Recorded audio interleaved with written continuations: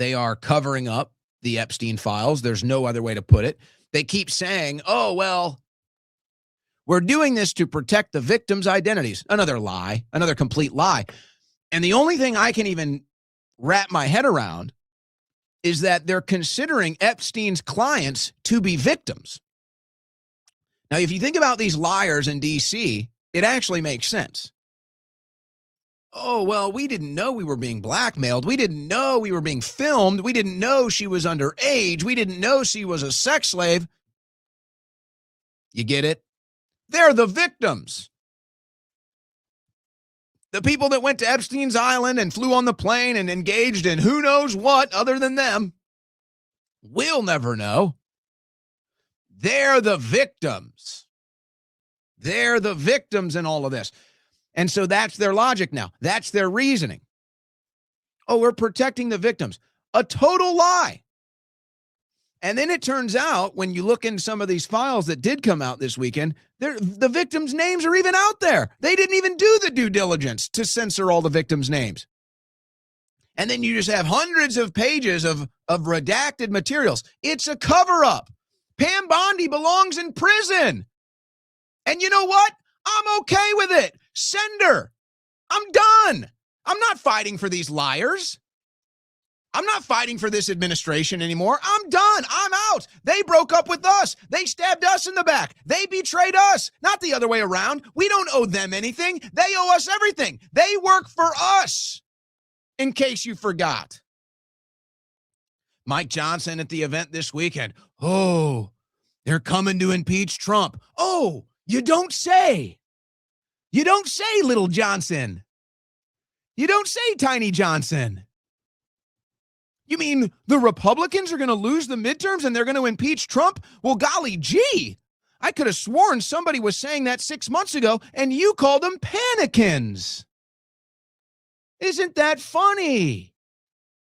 And now all of the Trump cultists and all of the Trump cheerleaders and all of the MAGA sheeple, we need to unify.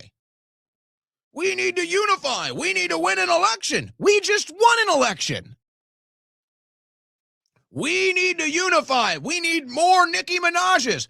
But not him, though. Not that person over there, though. We didn't mean him, even though he's actually a conservative, even though he actually does get out the vote drives, even though he actually has been out on the streets and supported for Trump and suffered. Not him, though. Anybody but him, though. None of them. No, not them. But Nicki Minaj, yeah. Oh, is that a trans person out there? Yeah, bring them on the stage, too. Oh, look. Is that a porn star? Let's get them up on the stage, too. We need to unite to win. We need to save President Trump from impeachment. We need to win the midterms. Not you over there, though. You go away. Not you over there, though, with an actual conservative audience. Not you over there, though, that actually has the minds of the youth right now. You stay away. You go. Go. Isn't that funny? Oh, I'm sure Nicki Minaj will be standing up and disrupting Congress the next time Trump is impeached and telling Democrats they're committing treason. I'm sure Nicki Minaj will be leading the next Stop the Steal rally. I'm sure Nicki Minaj will be all over the place. When the chips are down, I'm sure it'll be Nicki Minaj there to lift us up. Now, let's be clear. I have nothing against Nicki Minaj, okay? I don't know much about her. She has just as sordid as a past as you can imagine anybody else in mainstream music might, as far as what they sing about, what they do, who they date, who they marry, whatever. I really don't care about that. If anything, over the years, I've kind of liked Nicki Minaj. Laugh at me if you want. It's fine. I deserve it. I've kind of liked her music over the years. Even her most recent Pink album's not bad. She came out against the vaccines when it was not safe to do so. So I'm not sitting here bashing Nicki Minaj, whatever. I don't really care. If she wants to get invited to these events and start, I guess, promoting, I don't know what, voting Republican, I guess, or maybe Erica just wanted to be on the stage with her. I don't know what the deal with that is. I just think it's funny that it's like they're going to do the conservative establishment, Con Inc., is going to do everything they possibly can politically to try to save the midterms and save their political hide, except the one thing that they need to do.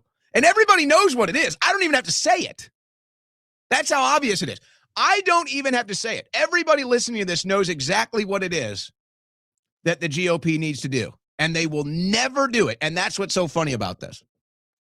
That's what's so funny watching these people flopping and flailing around on the stage all weekend, clinging to the one thing that's stopping the Republicans from getting to the next level, stopping Republicans from winning the youth for 3 election cycles, stopping the Republicans from winning the midterms. The one thing that they could do that could save all of this momentum from trending the wrong way, the one thing, and they will never do it. Instead, they'll do everything. They will sacrifice everything politically at the altar of Israel. And we all know it. And that's why they cut these deals with the Larry Ellisons of the world. And now they get to own the media. So I'll say this before we get into the news and cover that story.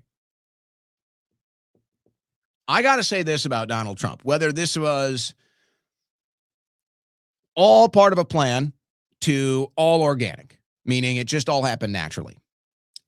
Take the entire spectrum, take that entire potential range here, that this was all by design or that it just all happened this way. But since Donald Trump came down that golden elevator, he has successfully exposed virtually every single level of the deep state to an impossible to recover degree. He exposed the right-wing establishment in 2015 and 2016, the corruption there, okay, defeated them. Now you could say he's a part of it, but let's just leave that aside. So first, Trump comes out, exposes the corruption on the Republican side, exposes the conservative Inc., however you want to put it. Okay, so Trump first comes out, exposes the right-wing establishment. Then he exposes the mainstream media, the fake news media. You could say he coined the term or made it popular at least. So he exposes the corruption in the right, the corruption in the media. Then he exposes all the corruption on the left in the Democrat Party, from culture to politics. All of that gets exposed. Then he exposes how our elections are stolen.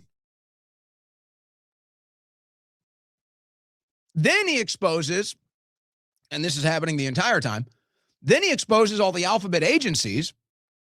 Then he exposes all the federal bureaucracies that are entirely corrupted, whether that's through the actions that they took against him or against his supporters or something else in the meantime. So then he exposes all of that.